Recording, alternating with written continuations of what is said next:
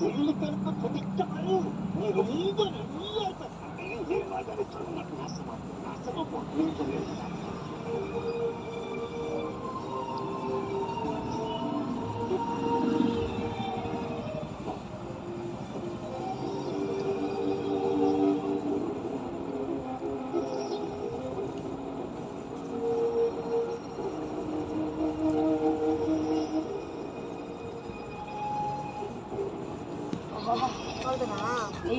இதே என்ன சொன்ன நீ?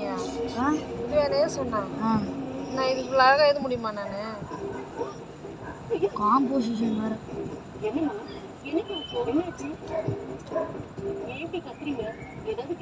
இது ஒன்னா இல்ல ரெண்டு அடி?